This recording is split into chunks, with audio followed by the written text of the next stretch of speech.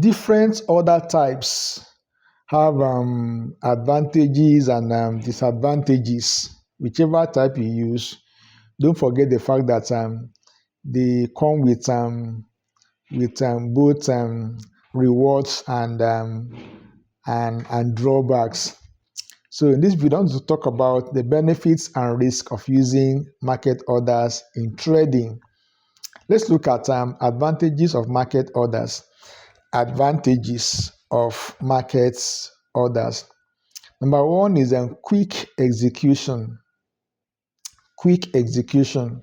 Market orders are executed almost immediately, making them ideal when time is critical, such as during rapidly changing market conditions. When you issue a market order, you're giving your broker, the leeway to buy at virtually any price, and so your orders could be executed quite quickly. Number two is simplicity. Easy to use, with no need to specify a price. You only need to decide the quantity of shares to buy or sell.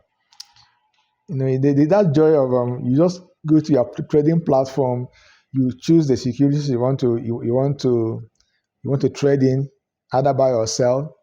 You key in the quantity you want, and then you simply, give an instruction to buy. That's a market order. So it's very easy to execute. It's very easy to execute.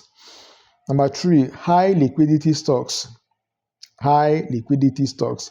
In highly liquid markets, the execution price for a market order is often close to the last quoted price, minimizing slippage. In a case where there's high liquidity, if the last price was, let's say, $2, and you issue you key in a market order, you could get it at maybe $2.01 or $1.99, very close to the last traded price.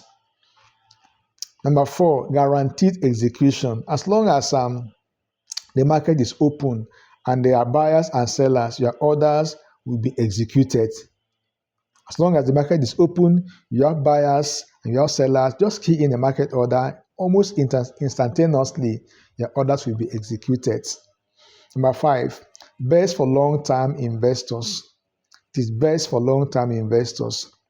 If you are focused on long-term gains, slight price differences from slippage might not significantly impact your overall returns. You are a long-term investor.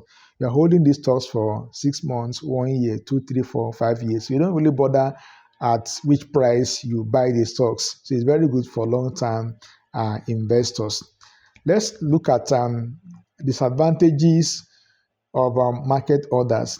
Disadvantages of market orders. Number one is there's no price control. No price control. So market orders execute at the current market price, which may differ from the last quoted price due to volatility or rapid changes. You see a stock selling for maybe, let's say, $10, and you key in a market orders. We rest assured of the fact that you will not get it at $10. It could be slightly higher or slightly lower depending on the volatility. And so you have no control whatsoever over the price at which you are buying the stocks. You have no control at all. That is it. Number two is slippage. Slippage. In a volatile or low liquidity market, the price at which your order executes could be worse than expected. So we'll talk about slippage here. Means the difference between the existing or the last price. If the last price is maybe it was let's say $10, and you buy the stocks at $10 and maybe 10 cents.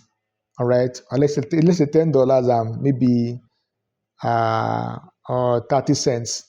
That particular gap is what is called the slippage. The gap between the last, the last price and the price you are buying it at is what is called the slippage. Number three is unsuitable for illiquid stocks. These market orders are not suitable for illiquid stocks. They are not. So for stocks with low trading volumes, a market order may lead to large price fluctuation or unfavorable execution prices. So you may get it at a price that is not favorable to you. Number 4, potential overpayments or undervaluation.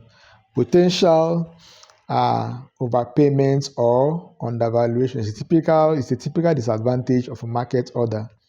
You might end up buying at a price or selling at a lower price than anticipated, especially during periods of high volatility or in an after hour trading. You will definitely not get it at the price you saw last. You will get it at a lower price than what it was or a higher price than what it was. There's always a potential for overpaying or even underpaying. If you are underpaying, that's a plus, that's a bonus. But if you end up overpaying, that's a very huge disadvantage. Number 5 is not ideal for large trades. It's not ideal for large trades. Large market orders can move the market price, especially in less liquid securities, resulting in unfavorable execution price for part of the order. If the stock is somewhat illiquid and you key in a large order, all right, the large order will not be executed at a certain price. You may end up executing at different prices, and it could be higher than what you initially executed, higher than the initial price. Let's say you key in a very huge order, and the stock is maybe it was $10. The first could be executed at $10, maybe 10 cents. The next batch could be $10, 20 cents. The next one could be $10, 30 cents, thereabout. That's how it may end up going higher. So it's not good for a very large order. So you break the order into smaller segments. You buy a smaller portion, you wait, you key in again, buy a smaller portion, so that you not end up moving the markets higher. So in summary, you discover that when you talk about market orders, it is good for quick trades in highly liquid securities. It's best for quick trades in highly liquid securities. So the advantages here involve speed, simplicity, and guaranteed execution. Then the key disadvantages here is there is no price control. There's risk of slippage, and it's not ideal for low liquid stocks. And so market orders are practical choice when you prioritize speed over price precision, but they may not be the best option for volatile or illiquid securities. So these are what you need to consider as an investor. Please like this video and subscribe to this channel if you've not done that.